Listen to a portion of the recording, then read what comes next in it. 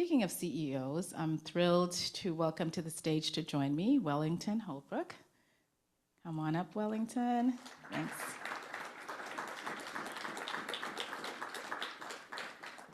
Good to see you. Good to see you, Wellington. Yeah, grab a mic. Where would you like me to sit? Wherever you want. Come, yeah, sit next to you. that's perfect. Thank you so much. So Wellington is the president and CEO of the Vancity Group, which includes Vancity, Canada's largest community credit union, and Vancity Community Investment Bank, Vancity's federally chartered bank. And he has a very wonderful career, a very experienced 30 years in Canada's financial services industry, and a strong focus on cooperatives and banking institutions with missions that extend beyond profits. And prior to becoming CEO of Vancity, Wellington had progressively senior roles at financial institutions across Canada. Don't you love when people read your bio right in front of you? It's not embarrassing at all, And I'm not done, wait. So Wellington brings extensive leadership experience from across the Canadian financial sector, having served as CEO of Connect First Credit Union, led significant digital and cultural transformation at ATB Financial, and shaped regional operations as Senior Vice President at the Business Development Bank of Canada. Wellington, I'm so thrilled personally and professionally to have you here joining us at the 2025 UIS Summit for a conversation on business case for sustainability. Welcome. It's great to be here, Yma. Thank you. Thank you so much. There's so many ways that UNFCU considers ourselves leaders in sustainability, but we often call on Vancity. How do you do this? What do you think about that? And we so appreciate your team, you and your team always being willing to share your tactics. So today, we want to hear more about your thoughts on what's at the forefront for Vancity right now. You know, you are considered one of the leading organizations that's really publicly committed to sustainability. You are a model for many of us. What's Vancity working on right now? What's at the forefront? Well, first of all, thank you for those very kind comments. And I have to start by saying, like, I'm in love with the work we're doing right now at Vancity, and truly, it's a bit of a magical time. In fact, we're on a path of reinventing who we are, but staying rooted in those values around sustainability, around being a values-based financial institution that are so important to us. But I want to share that we've come to this moment where I'm all excited, probably through a time of deep reflection at Vancity. I think a couple years ago, we ran into a moment in time where we were actually reflecting on whether or not our business model worked anymore. We actually had, for the first time in our known history, like we went back to, I think it was our worst year since 1969 in 2023. And it was a culmination of a lot of things. But unfortunately, those struggles, I should say fortunately, those struggles did lead to, I think, a new awakening for the organization to refocus on what is really important. And I think there was a lot of debate and discussion around, like, can we actually make sustainability work at scale as a financial institution in this country? I'm asking really tough questions like that. And, you know, the answer was yes, all day long. In fact, we are doubling down on it. I'd say, if anything, we're sort of reclaiming sort of the innovation roots that started this organization 80 years ago.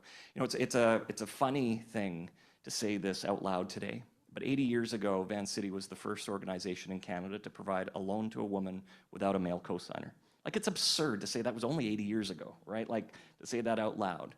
And that was innovation at the time. And at the time, you can imagine, probably not too different than now, folks like regulators would have been saying, oh my God, you got to prove that that business model works. You know, you got to play this out and actually prove those models are accurate and what they're based on. And I mean, it would just be absurd to even think about those conversations today, but the organization did it. And that was the first of a series of firsts in really breaking new ground, innovative new ground around issues of values-based banking, like things that we believe in today that are just normal. But, you know, there's a whole bunch of new markets that are continuing to be underserved in this country, in Canada. And I know that's probably true in other markets like the US and in Europe and other places, where folks have been underserved, where folks have not been given access to banking. And I would say where capital has been light and in short supply to support industries that need to go through their own green revolution for the future. So we're leaning into this reinvention of ourselves. We're investing heavily in technology. I'd say one of the big eye-opening moments for ourselves a couple of years ago was also the recognition that just because you have values, people won't necessarily do their banking with you. You got to be damn good at banking too.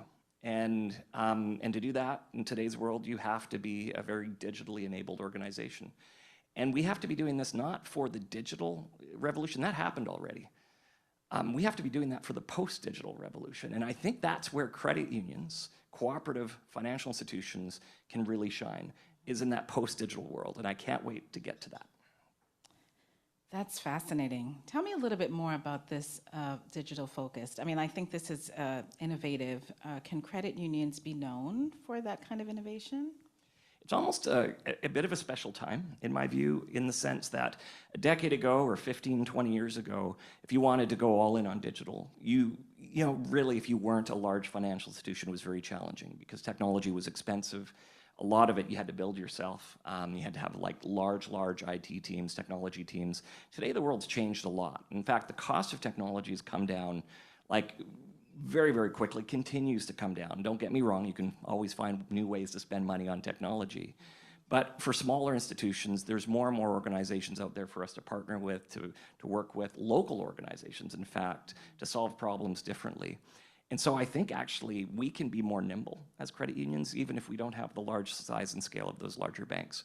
But in terms of technology at Vancity, we're going all in on this. So we are one of the big, I'd say, fundamental shifts we made a strategic choice around a couple of years ago was really prioritizing our capital investments towards technology. So all the basic stuff you would expect in terms of any digital transformation that you would expect to see. I would say what you may not always see is the way we're trying to do this is we're really empowering our people to drive this change and really taking a very human-centric, values-based approach to designing technology using, for example, AI to solve the problems of accessibility as opposed to looking at AI as simply a method of reducing costs as quickly as possible, for example. And that's really helpful.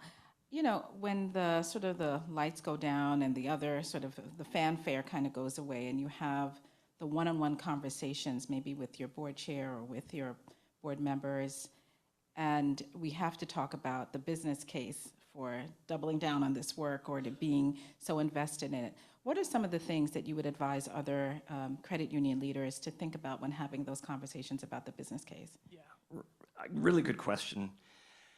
And it's really easy to fall into this idea that if we're in the business of sustainability or we're in the business of values-based banking, that somehow profitability is not important or profitability is less important. I would say, quite frankly, at Vancity, we started to convince ourselves that profit wasn't important, and successfully we turned ourselves into a nonprofit for 1 year. Fortunately, it was just 1 year, and we're well back into a recovery on that. So it's very easy to say we should be making less money because we're trying to do good. The reality is, I think the opposite. We have to actually. It's going to sound really negative for a moment, but it's not really negative. But we have to be better bankers than the folks who worked at other financial institutions. If you work for any normal bank where profit and essentially return on equity is your #1 driver of outcomes, and that's all you think about, it's hard. Those are hard jobs. It's even harder to be driving a well-run, sustainably run, profitable financial institution that is also doing good. We have to be the best bankers out there, not just good enough. And I think the argument that I'd often would hear around somehow we have to accept lower performance to also, if we're going to stay true to our commitment around sustainability, I think is a false narrative. This is a really difficult world right now, and it's really easy to get depressed, right? When we look at the way the whole global trading system has been disrupted, the way we seem to be going backwards on critical issues around climate. And it's really easy to say, this is daunting. How are we ever, why are we even doing this? We're never going to get there. And in all that darkness, I think there's need for hope. And people need hope. There's, our communities need hope. Our members need hope. And I think we're the organizations that can bring it to them. And by staying true to our values and doing everything we can, fighting, taking steps around climate action with everything we've got, actually is what's going to create hope in communities and create a brighter future ultimately for everyone if we stick to it. And eventually, the world will come back our way. They have to. They will. And here's just the hard truth of it is the best time to be doing this work. At a time where every other bank has shown their true colors around their commitment to climate, which 3 years ago they were all in, and now today they're all out. Organizations like the Net Zero Banking Alliance that basically folded because everybody left, except a few of us. Like that is it's a daunting place, but recognizing like all the surveys we do, and we do a lot, all the data we've collected is people are still looking for financial institutions that are committed to these values. This is a time for us to shine. This is a time for us to actually win market share because folks are feeling abandoned by their traditional banks that have abandoned these spaces that are still important to them. Yeah, that is a great point. It is really the opportunity for credit unions to show who we are and why this is our moment. As we think about appealing to future generations, as we think about our future as credit unions, what are some of the ways that we can be wise enough to appeal to younger generations that expect us to be great financial institutions while we're doing good? Yeah, I think it's a really great question. And you know, one of the interesting things, like not that we want to get into politics here today. I'm not going to talk politics. We don't do that in Canada. We're too polite to ever talk politics in Canada. I know other markets, maybe that's different. But what I would say is younger folks are feeling more hopeless than they've felt in a long time. And in this country, I think it's similar in a lot of other markets. They look at affordability as something that's non-existent. They look at what are the odds of them being able to afford a home and afford to raise a family or to do the things that they might want to do. And it's daunting and scary and hard. And you know where credit unions have traditionally been born is when things are hard. I can tell you the roots of Vancity. It's like Vancity came from very, very difficult times in a very, very difficult community in East Vancouver.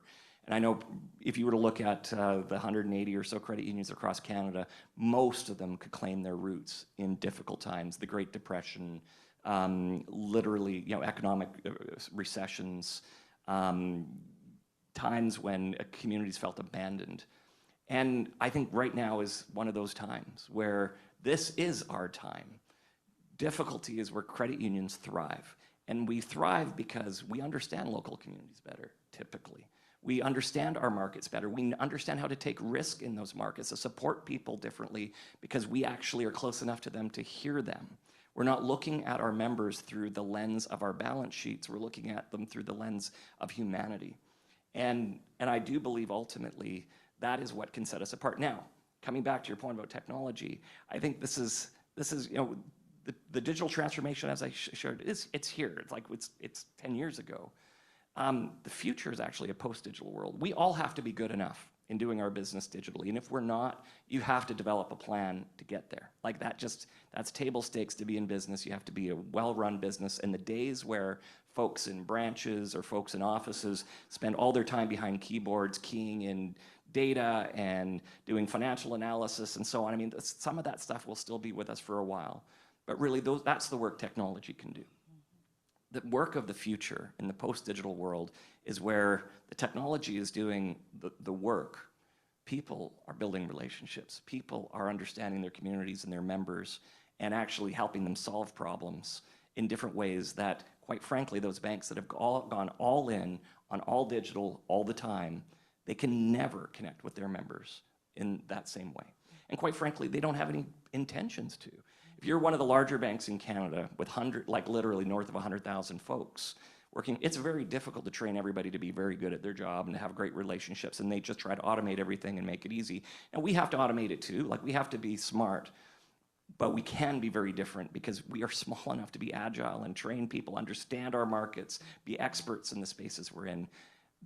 And so getting back to the original point, This is the time for credit unions. The world needs us. And let's just talk about cooperative banking as a business model for a moment. We talk about a world where we've reached record levels of income inequality. We enrich our members when we're successful. Like, we help our communities become more resilient. We help our communities thrive. And by doing so, we thrive. And it's such an obvious win-win. And it's not to say that other banks aren't well-run financial institutions. They are. They're great. And I'm sure all of you with a pension, I'm sure you have bank stocks in your pension somewhere. And that's great. But I think the long-term game here is that credit unions over the next decade or two or three, it's time for us to show the world what we're made of. Yeah, no, that's really, really critical. I know that the audience probably has some great questions. I'll just take the liberty of asking you one more as people may be thinking about their questions together. Climate. Yes. Climate. So Vancity publishes an amazing climate report, one that we pull out often and look at, sort of, oh, well, one day maybe we can do the same. But I'm curious as to, and I loved what you said about empowering your people, because I think when everyone is sort of on the same page in terms of this is critically important to us, it really helps to create those outcomes that you're looking for. But how are we, and how is Vancity thinking about climate? Are we sort of able to do this work over here in the corner quietly, or is it sort of boldly march down Main Street? How are you thinking about climate and climate risk? Boldly marching down Main Street. What a great way of describing it. Now, and I appreciate in some markets there's actually legal constraints to do that, which is terrible. Thank goodness we haven't arrived at that place in Canada. But proudly, all day long, like this, I meet members on a regular basis who say, we just moved millions of dollars to you for our investments because we're tired of investing with organizations that put it into fossil fuels, put it into arms manufacturing, put it into industries that just don't jive with their values. And we can't shy away from this one. This one's too big a challenge. Now, I am going to say the complexity of getting to net zero and truly net zero, like we've been carbon neutral for 15 years at Vancity. I think it was, Vancity proudly was one of the first financial institutions in the world to make that claim. What we want to get to a place is where all of our activities, including all of our lending and investing, has zero impact as well, and we want to do that by 2040. Now, the complexity of getting there has gotten a lot harder in today's world, for sure, but we're not giving up on that goal. I can say I'm less certain around exactly how we're going to do it, but here's the power of people, in my view.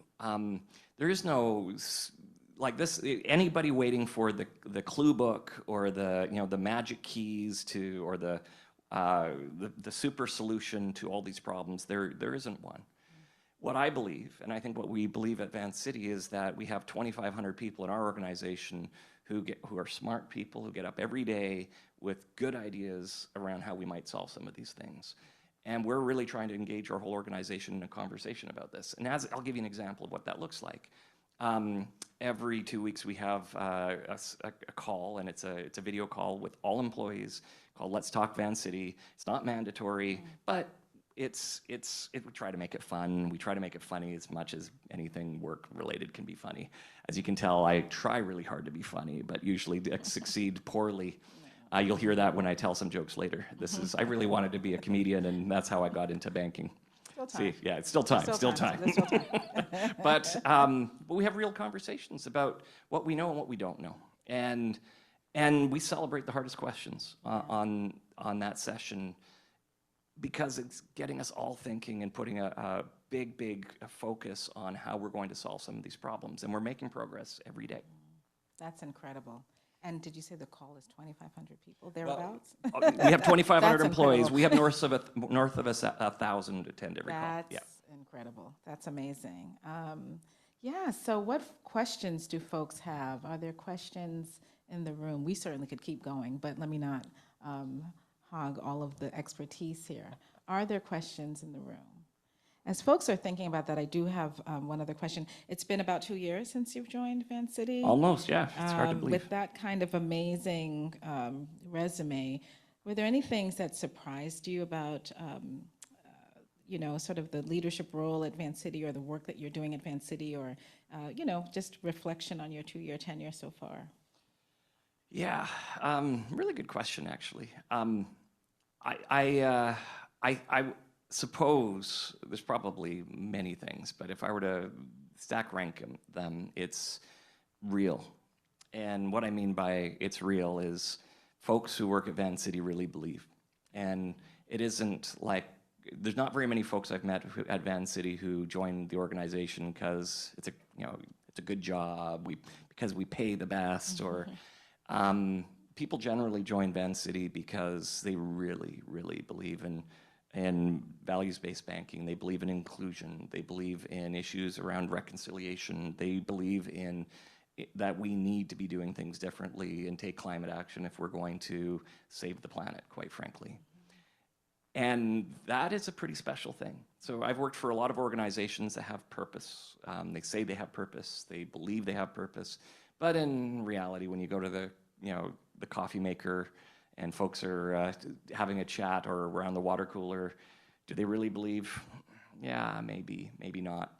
It's really real at Vancity. So that would be probably the most exciting aha. I would say the end is, and I think we got into a little bit of hubris because of that.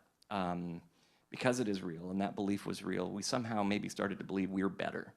Like we're more pure, we're more, we're somehow, our values make us somehow superior.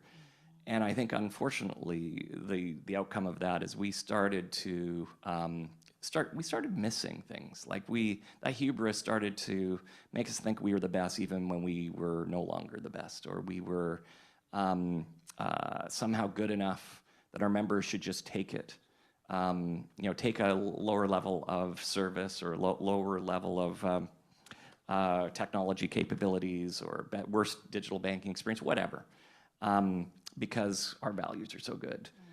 And our members started moving their business from us, and they started. I'd met a lot of members when I first joined the organization who would say, "Oh man, we love you," but I remember meeting a couple of our new Westminster branch, and lovely couple who moved to Canada in 2008 from India, and they'd shared their story around how Vancity helped them get into a home, their first home, and it was a really touching story, and it was lovely. And then they went on to apologize to me how they couldn't convince their 18 and 19-year-old children to do their banking at Vancity because, well, you guys kind of sucked at banking.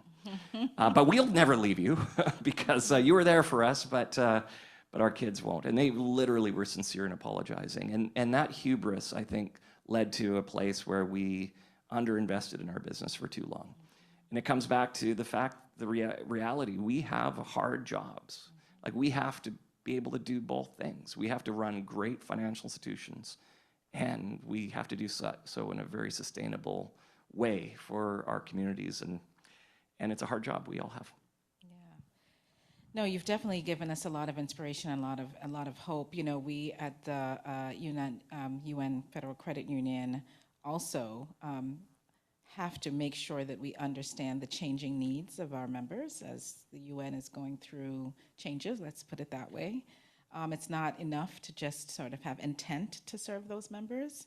It is absolutely imperative for us to understand the changes that are happening in their own lives and to meet that. And, your comments are helping me to remember that the difference is not just sort of saying that you're going to do good, it's how do you dig your heels in when things get hard to do so, and when it is more expensive to do so, et cetera. It really is a defining moment of who are you. And I do think it adds brand value, and I do think that the business case is stronger than it has been. Before we wrap up, let me see if there are any questions in the audience. Yeah, Carlene, there's a question right here. Thanks. Hi, Angelina Tracy with the World Council of Credit Unions. So what are you doing to attract young people? The average age of credit union member in North America is going up, membership is shrinking. So how are you aligning? And to me, sustainability and young people, of course, sustainability resonates with across ages, but for young people, it aligns so well. So what are you doing to attract young people so that it was 18 and 19-year-olds stay with Vancity? You know, it's a really great question, and I have an answer for you. But I was actually shocked to arrive at Vancity to find we actually have a younger membership than Canadian banks do.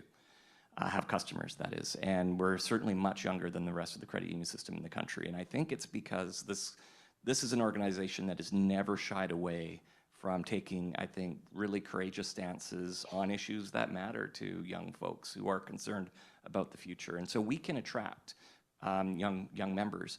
The problem was we would attract them and then they would go like, your banking experience just kind of sucks, so we're not staying. And so we really do believe that if we can get the whole cycle working right, it'll be a winning combination for us. But our research, over and over again, just keeps coming back and telling us the same thing.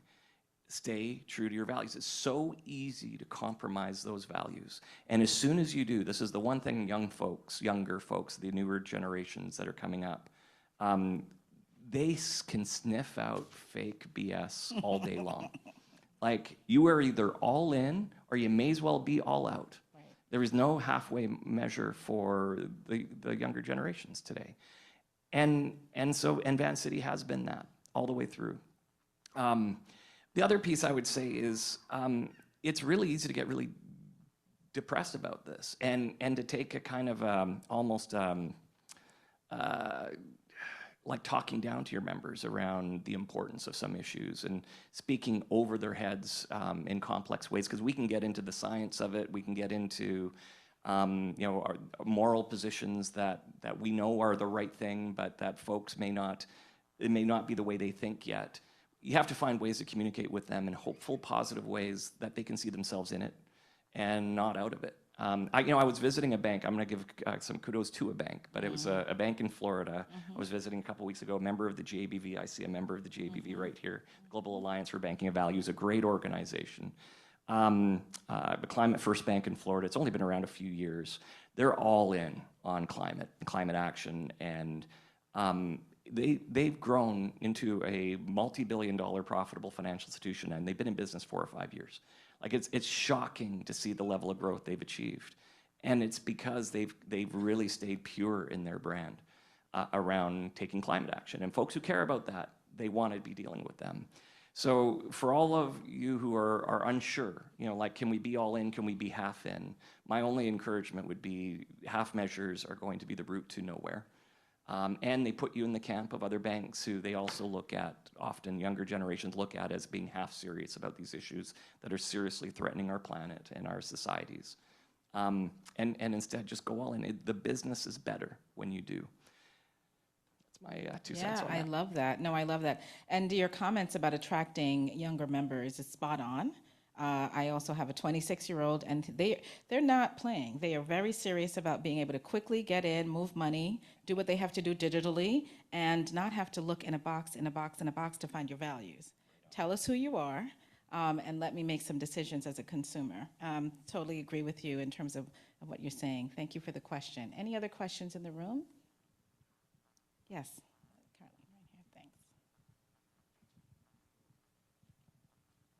Thank you, Carlene. Eric Darman, and I'm also with UNFCU. Wellington, thank you.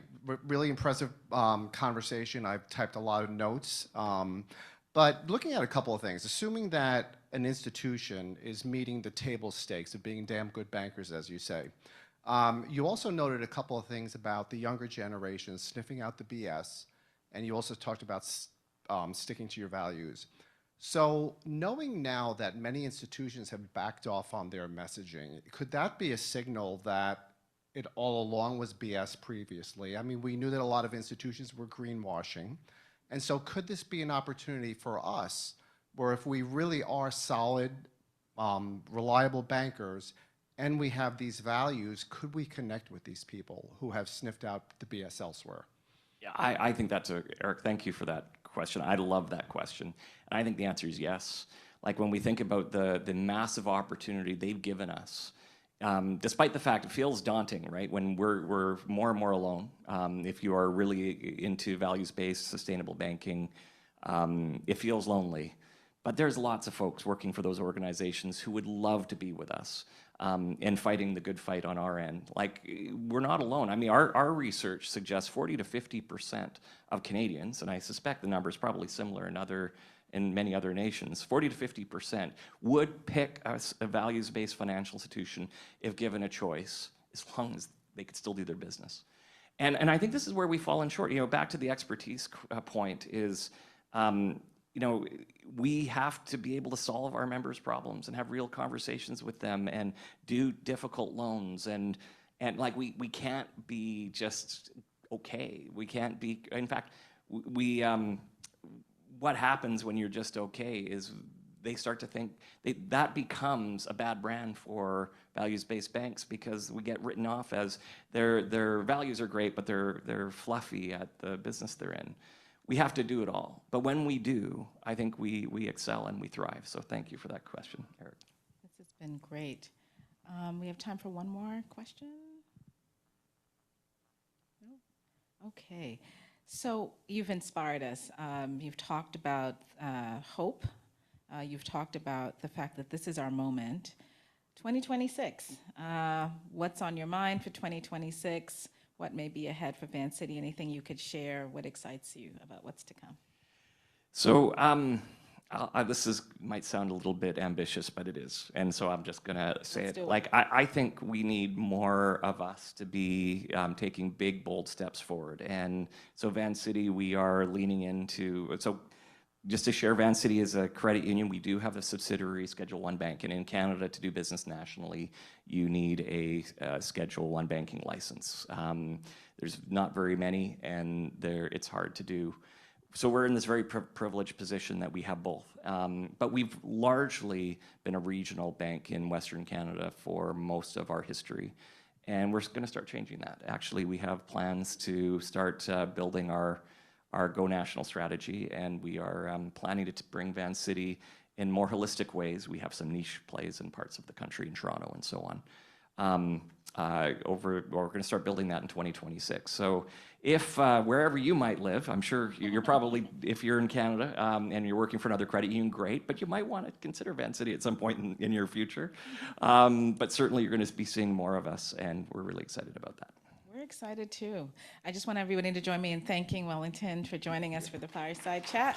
Thank you so much. Thank you so much, Yma.